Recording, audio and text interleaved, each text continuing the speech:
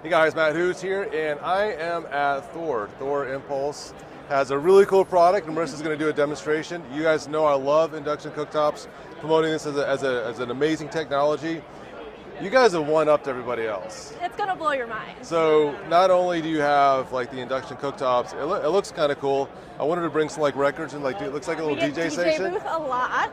Yeah, you like get that. I'm sure I'm the first person that said that. But you guys also have like the battery backup system. So yeah. Explain like the sustainability and also just like how does that work for resilience in the house? Yeah, so the Impulse Cooktop, it's got a 3 kilowatt-hour battery integrated into the cooktop. Wow. And that helps us do a couple of things. One, it means you can plug it directly into the wall.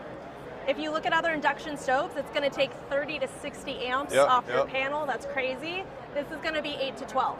Depending on whether you plug it in or you hardwire it at 240. Got it. So the whole system is only like 8 to 12 amps. So I can use like basically a 20 amp circuit, which is like a normal circuit. Exactly. So if you're retrofitting or replacing an electric radiant, or if you're replacing gas and you don't have the 240 hookup, you can plug it directly. That's pretty amazing because like we had to do a replacement in our house. Luckily, there happened to be a wire down there. It kind of worked. It's kind of sketchy, but like that's good to know for like the retrofit application. So yes. But okay, the power goes out. You're still cooking. Yeah. So the true vision is to have multiple appliances in the home with batteries integrated. So the battery in here is about 1/4 of a power wall. Got it. You can cook about, we say 3 meals. That is very conservative. It really depends how much you're cooking. And that's about enough power to keep your fridge going for a day. Okay. So imagine you have multiple appliances with batteries and the power goes out. Your whole house is now energy resilient. You can still run the dishwasher, you can still run the fridge, etc. It's all connected to the batteries. Now, are you trying to have the batteries attached to each individual appliance, or does this battery run the fridge? We want to sneak them into your appliances. Okay, got it. So everybody has to replace their appliances every decade or so. That's pretty cool. Not everybody has the means or the time to actually do a full install of like a battery in the wall. So this is kind of our solution to that. But in the process, we made the most powerful induction stove on the market. Oh, I know. We're talking about everything. Like, so one last thing about the batteries, and we're going to boil some water here. So with the refrigerator, does that have the battery in it now? So that's part of the reason why we're here partnering with Thor. So Impulse, we're our own independent company. We're a small startup. And this is our first product. We're partnering with major manufacturers to help get this technology into more appliances. Oh, cool. So we say it's a first-party product, meaning we did all the power electronics inside. We designed the knobs, the screens, the sensors, everything.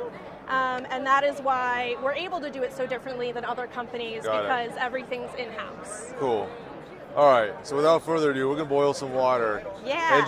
And just for reference, a typical pot like this on a gas range is going to take like 6 to 7 minutes. Yes, 6 to 7 minutes. On the next best induction stove, it's going to take 2.5 minutes. Yeah.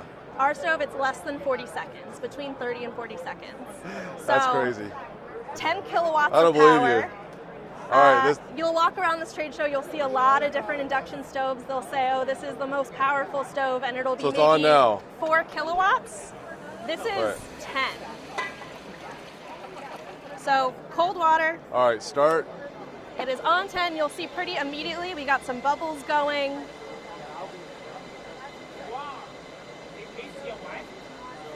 You got that nice little sound. And within 30 seconds, it's going to be a rolling boil. Wow. So I'll give it a minute to start cooking, but the best part is, say this is your Sunday sauce. You're heating it up, you're bringing it to a boil, and then you're ready to simmer for the rest of the day. So we're letting it heat up.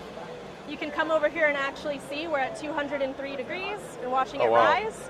So it's telling you in real time what you're at. So we've got a nice boil. It's time to bring it down to a simmer.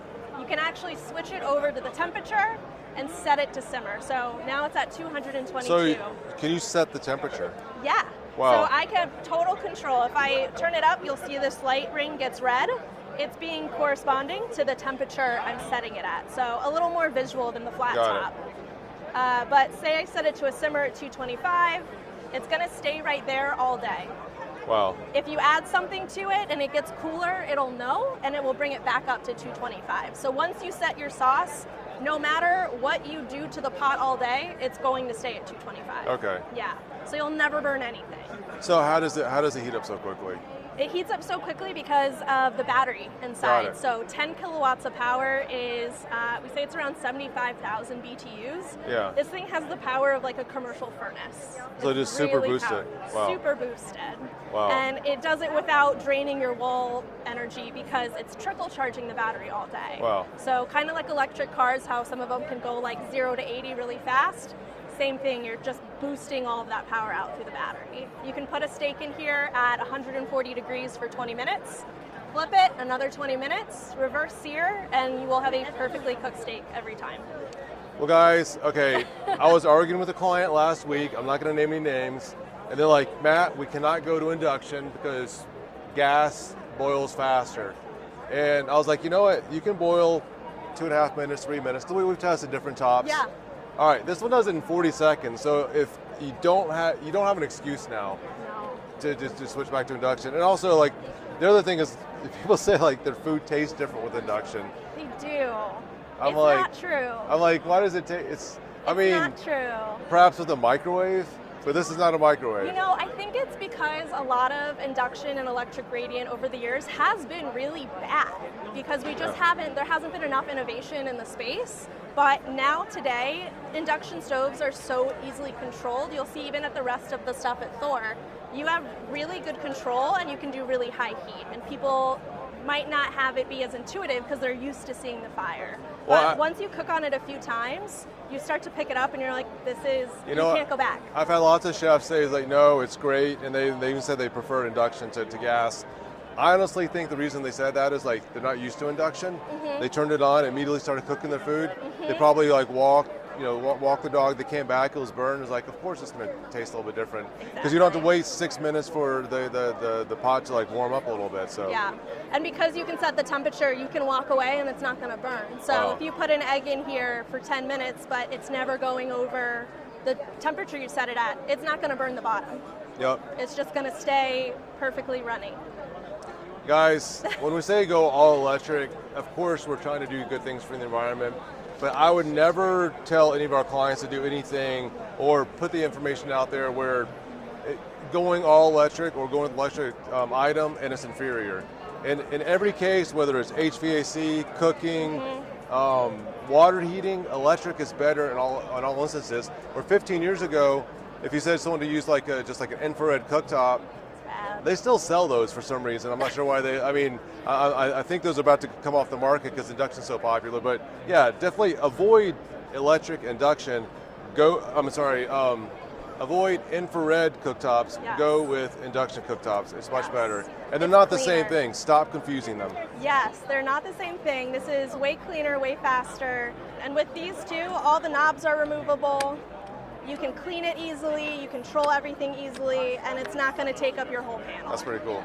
Yeah, so it's still going to be warm, but it's warm. It is induction, so it cools down much more quickly. But you're not heating the surface of this. Correct. This is actually, the surface of this is warm because the pot transferred the heat down instead of this transferring the heat up. So I'm putting my hand on here. It's warm. It's not pleasant to keep on there too long, but my skin is still intact. I don't have a 3rd-degree burn. So with infrared or gas, you definitely don't want to touch that afterwards. Yeah. From a safety point of view, that's very important because like you cook, kids come up over, or a lot of times when people want to put these in islands or peninsulas, you're cooking in front of everybody, they're doing homework, kind of gets a little bit too close. Yeah. The dog didn't eat it, but mom burnt my homework. So great ways to have good things for safety. It actually keeps your kitchen a little cooler as well because you're only heating up the pot instead of the fire heating up the whole area. So you sweat a little bit less. Well, that, and also like when you're dealing with the range hood, you don't need as many CFM. So if you have 600, you can probably go down to 400. Again, work through HVAC designer to make sure you've got the right CFM. With this, just want to do a quick PSA. It doesn't matter what kind of cooking surface you have, you still want to use ventilation with that because what's happening on top of this, you have the microparticulates coming off of that, the PM 2.5 getting into the air. You don't want to breathe what's coming off the pot. So cooking, you still need ventilation. even though you're going with a much safer Yes. cooking method. Yes, you can keep things under the smoke point, so you're not going to smoke up your kitchen, but Yeah. that does not mean you shouldn't use a vent. Vents are important. It's going to keep your air even cleaner. Yep, absolutely. Yeah. And where, I mean, you said you're working this into different appliances. We're at the Thor booth right now. Where can people find this? Is this just a proof of concept? So or? this is actually for sale right now, direct to Got it. consumer. So you can go on our website, impulselabs.com, and order one. There's about a 12-week wait right Okay. now. And the limiting factor is that this is the only form factor we have. This is our first product. It's 30 inches, and so part of partnering with more manufacturers Got it. is meeting everybody's tastes and styles and still getting the Cool. technology in their kitchen. Great. Yeah. Well, I appreciate you sharing this information. Of course. All right, Thank you have a so great much show. for stopping by. Not a problem.